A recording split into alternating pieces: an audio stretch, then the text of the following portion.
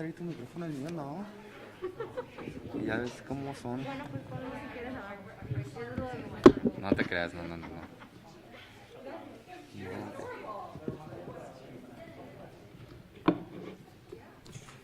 Ah.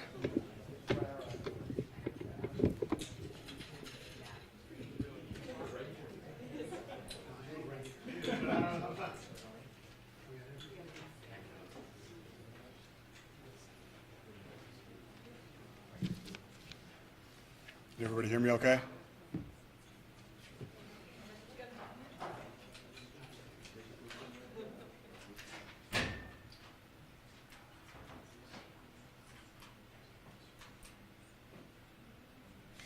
Good afternoon. My name is Sergeant Kevin Kwan with the Scottsdale Police Department, and I want to thank you all for coming today.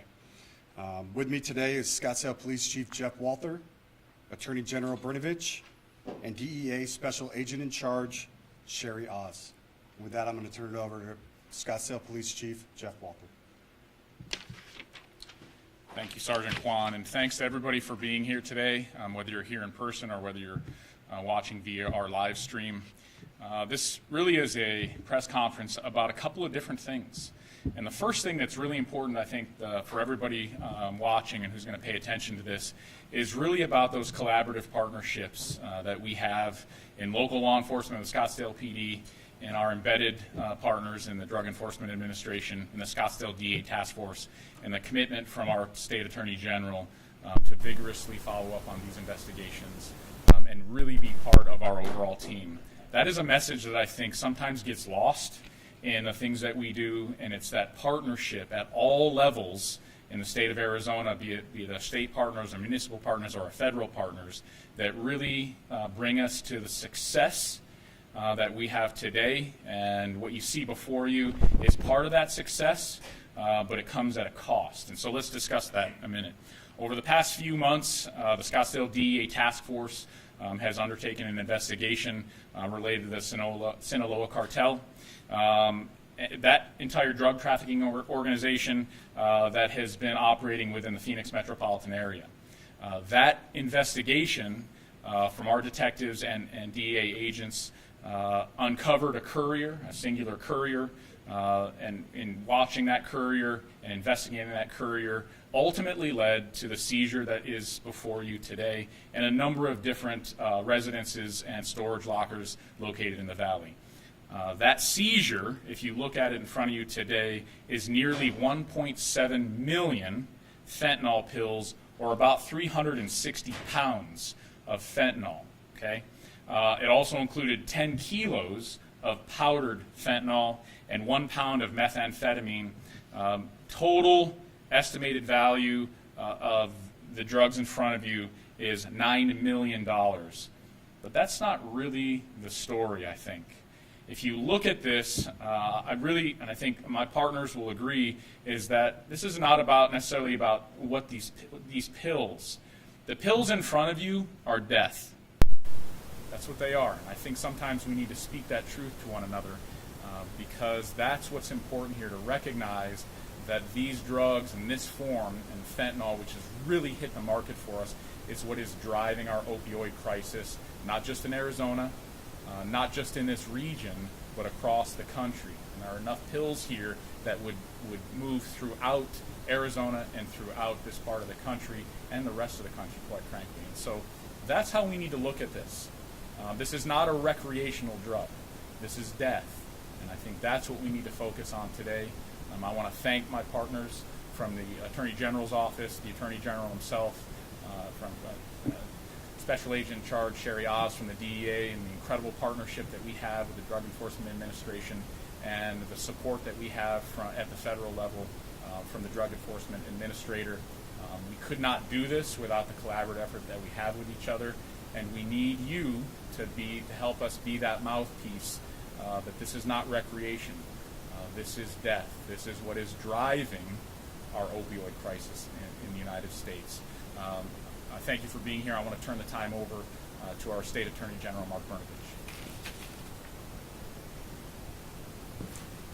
Thank you all, everyone, for being here today. And let me begin by reiterating what Chief Walther said, that this is an example of federal, state, and local officials working together to keep our communities safe. And so I think this is cooperation, law enforcement cooperation at its very best.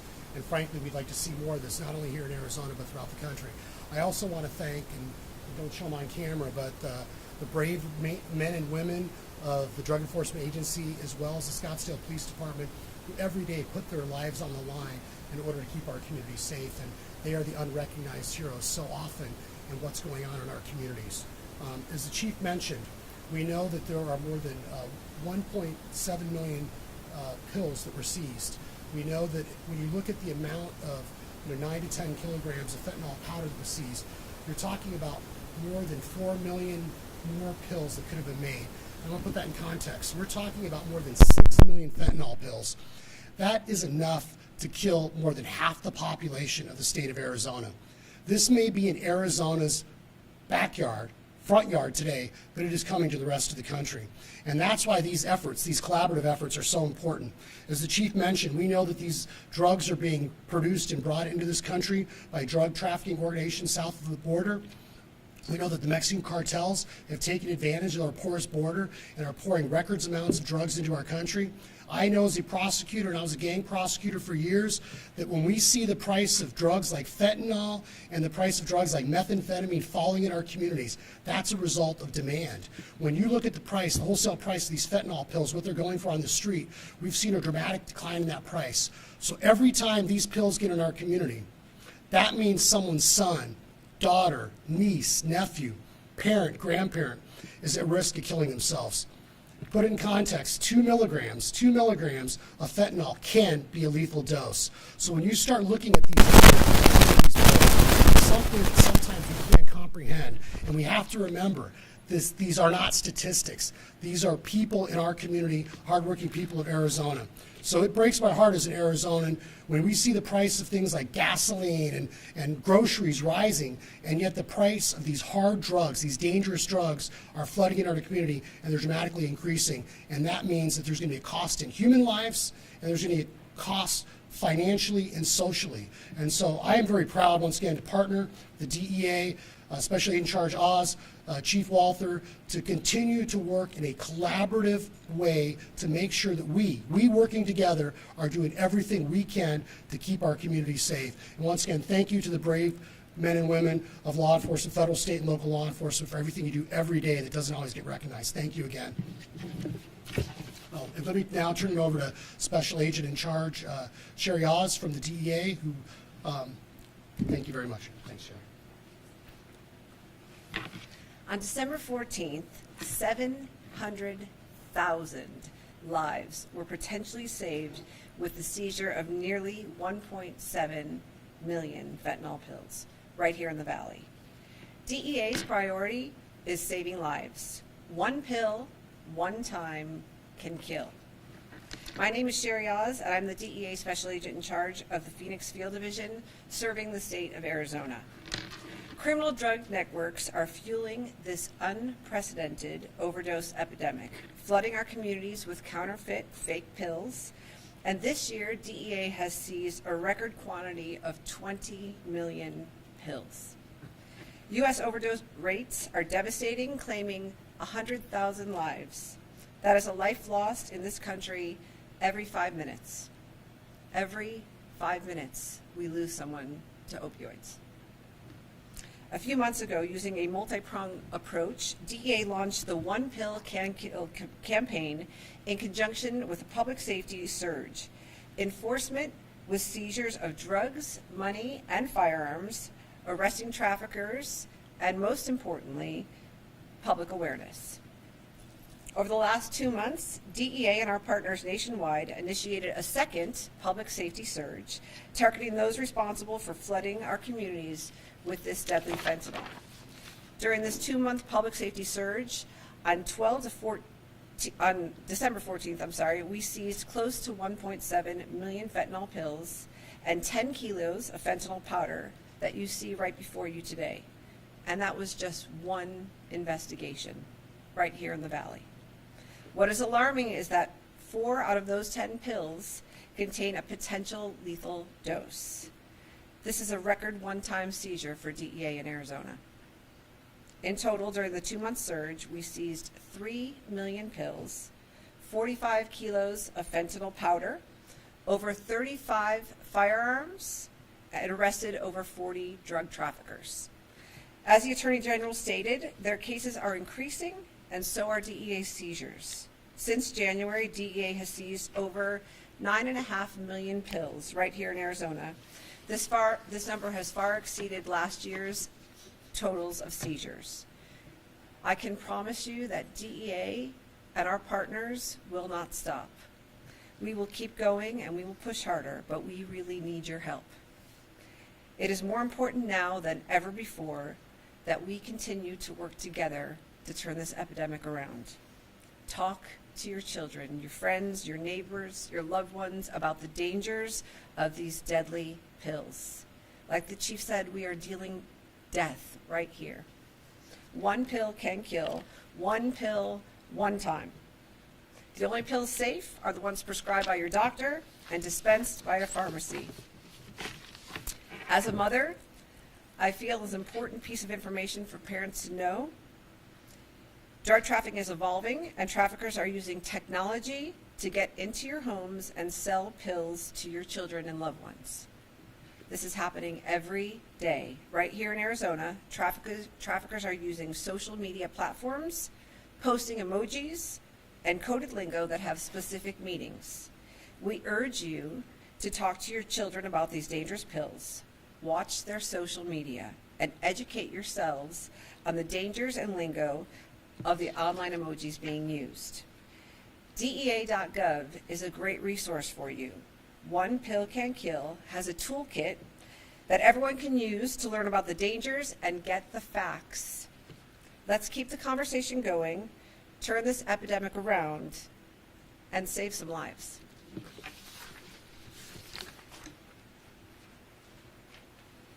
Thank you. We'd now like to open up to some questions if you guys have them. We'll try and keep them short, though.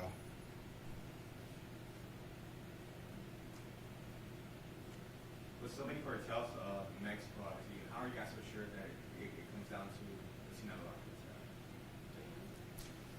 So the Sinaloa cartel primarily uses the trafficking routes that run through Arizona. We're confident this is Sinaloa cartel narcotics. Where in the valley? Where the valley was this seized, I don't think we're disclosing that at this time. But look at the size of these pills. And it's important to note, this is a box that you could keep your Christmas decorations in. And in this box is enough pills to kill thousands and thousands of people. Very small pills can be contained anywhere. They're in your neighborhood, they're in your community. You have to help us turn it around. Do you believe this was the final route, or it was being used as a order to spread to other parts of our country? Phoenix is historically known as a repackaging and distribution area. Most of these drugs were destined for other parts of the country. We do feed a large part of the country.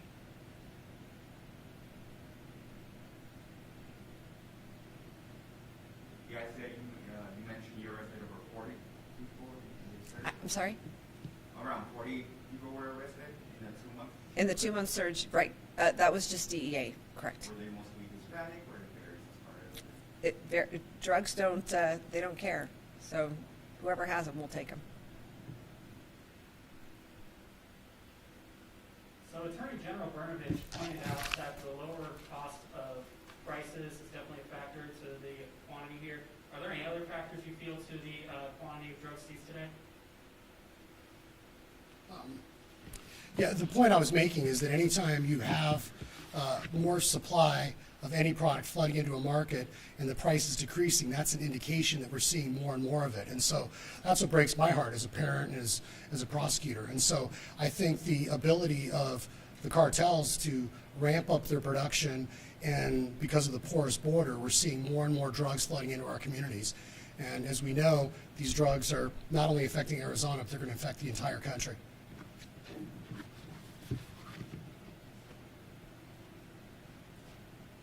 Do you have any other questions? If you guys had to send a message to those that are responsible of bringing these in, what would you guys tell them? I can promise you that the men and women of DEA and the men and women of the Scottsdale Police Department and all of our state and federal, local partners, we will not stop. We intend to keep you protected and safe, and we will do everything that we can to make sure that our communities are that we're saving lives in the community. And I would just add that, as I said earlier, there's been a lot of discussions this past year about the pandemic, but really there is an epidemic right now in our country and in our community. And when you see places like Pima County where opioid and fentanyl deaths now are the #1 cause of deaths of people under 19, replacing even car accidents, you can't help but cry for all those parents and grandparents whose hearts are being broken as a result of this epidemic that's sweeping our community. I wanted to add to that. I think what you have to look at in front of you is not just a drug, it's not just pills. What you see in front of you, if we're honest with one another, is that this is a destabilizing influence in our country. It's a destabilizing influence in the state of Arizona, and there's a reason for that. And you have a lot of the opioid crisis in the United States, a lot of drug addiction in the United States, and if those across the border can continue to push this destabilizing influence in our country, we're going to continue to see, in our task force, we're going to continue to see these record numbers of seizures, because this is just flowing like a river into Arizona and then has tendrils that go around the country. So I think we just need to be honest with one another when we have these conversations, that this is drugs, this is not recreational, this is an intended destabilizing influence in our country, that there is supply and demand, that we could talk about why, so we're all doing the base, but this is destabilizer, and that's what we have to look at it as. Well, thank you everyone for being here today. I really appreciate it. Thank you very much. We'll go ahead and end our news conference now. Thank you. Thank you very much, everybody. Thanks. Thank you.